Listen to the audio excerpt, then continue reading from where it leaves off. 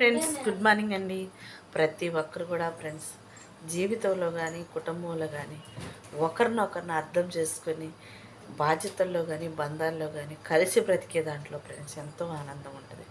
చాలామంది మూర్ఖత్వంగాను అమాయకత్వంగాను చెప్పుడు మాటల ద్వారా జీవితాలు పాడు చేసుకొని ఫ్రెండ్స్ కష్టాలు నష్టాలు కొని తెచ్చుకొని చాలామంది భర్తకు భార్య భార్యకు భర్త దూరం అయిపోయి పిల్లల్ని అనాథలు చేసి మీరు సాధించేదంటూ ఏమీ ఉండదండి. ఇప్పుడు ఈ మధ్యకాలంలో ఫ్రెండ్స్ చాలామంది క్షణికావేశాలకి లోనైపోయి ఆరోగ్యాలు పాడు చేసుకుంటూ విచ్చలవిడితనంతో మూర్ఖత్వంతో స్నేహితులని లేకుండా ఒక ఫ్రెండ్స్ అని లేకుండా నమ్మిన వాళ్ళ జీవితాలతో మోసంతో ఫ్రెండ్స్ చాలామంది ఎప్పుడైనా కానీ ప్రతి మనిషిలో కూడా యూట్యూబ్లో కావచ్చు, ఫేస్బుక్లలో కావచ్చు, లాయర్లు కావచ్చు, జడ్జీలు కావచ్చు, చేసే ప్రతి వీడియోలో ఏది ఎంత నిజమున్నదో ఎంత అబద్ధం ఉందో చూసే ప్రతి ఒక్కరికి అర్థమవుతుంది. కానీ సమాజం అంతా కూడా ఫ్రెండ్స్ ఈ ఫోన్ల ద్వారాగా మంచి నేర్చుకోవాలి అనుకునే ప్రతి ఒక్కరు కూడా ఆనందంగానే ఉన్నారు. చెడు నేర్చుకొని పాడు చేసుకొని ఆనందం కోసము, సంతోషం కోసము, అవసరం కోసం జనాలు చాలామంది బానిసలుగా ఫోన్లకు అంకితమైపోయి చాలామంది కుటుంబాలను పట్టించుకోకుండా భర్తను భార్య పట్టించుకోదు, భార్య భర్త పట్టించుకోదు.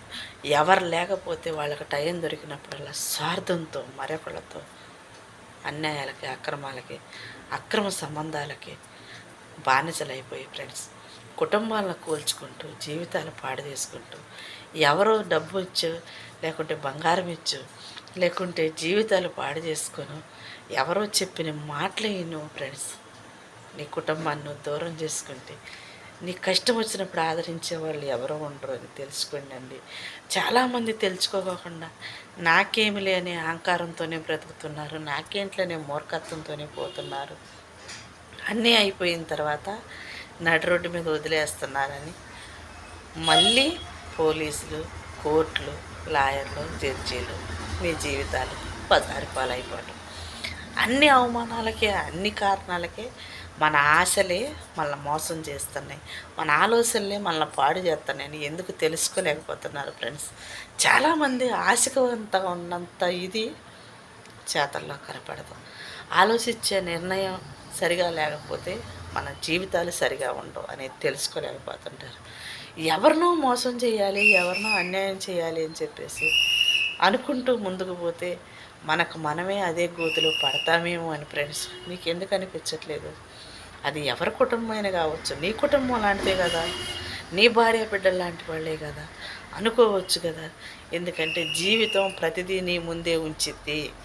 అది కష్టమే కావచ్చు, సుఖమే కావచ్చు, నువ్వు తీసుకునే నిర్ణయాల మీదే అది ఆడవాళ్ళు కావచ్చు, మగవాళ్ళు కావచ్చు, మీ కుటుంబాలు ఆధారపడి ఉంటాయి, మీ జీవితాలు ఆధారపడి ఉంటాయి, మీ బంధాలు బతుకుతూ ఉంటారు.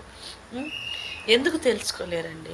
రోడ్డు మీదకు పోయి మేము ఒంటరి వాళ్ళమని భర్త లేక భార్య, భార్య లేక భర్త, మీ ఇద్దరి సందం నలిగిపోయే మీ పిల్లలు, మీ కుటుంబాలు, మీకు పెళ్ళిళ్ళు చేసిన పెద్దవాళ్ళు చెప్తే వెనక మోసం చేసుకొని మిమ్మల్ని మీరు రోడ్లకు పోయి ఎవరినో నమ్మి అన్యాయం అయిపోయి లాస్ట్కి ఒంటరితనంతో ఆరోగ్యాలు కోల్పోయి కుంగి కుషించి బాధపడుతూ ఉంటారు ఫ్రెండ్స్. అలాంటి పాడు జీవితాలకి, క్షణికావేశాలకి, తాత్కాలికమైన సుఖాలకి ఫ్రెండ్స్ మీ జీవితాలు పాడు చేసుకోమాట. హ్యాపీగా ఉన్న దాంట్లో బ్రతకడానికి ప్రయత్నించండి. 100 ఏళ్ల జీవితం ఆనందమైన బ్రతుకు ఫ్రెండ్స్ మీ వెంటనే ఉంటుంది. దేవుడు ప్రతి కష్టం వెనుక ఒక సుఖం అంటదంటారు. అది మనం తెలిసి తెచ్చుకునే సుఖాలు కాదండి. దేవుడిచ్చిన ఆనందంతో మనం బ్రతకగలిగితే, దేవుడిచ్చిన కష్టాలు మనం అనుభవించగలిగితే, దాన్ని ఎదిరించి ముందుకు పోగలిగితే మంచి జీవితం ఉంటుంది friends. Okay, by, thank you.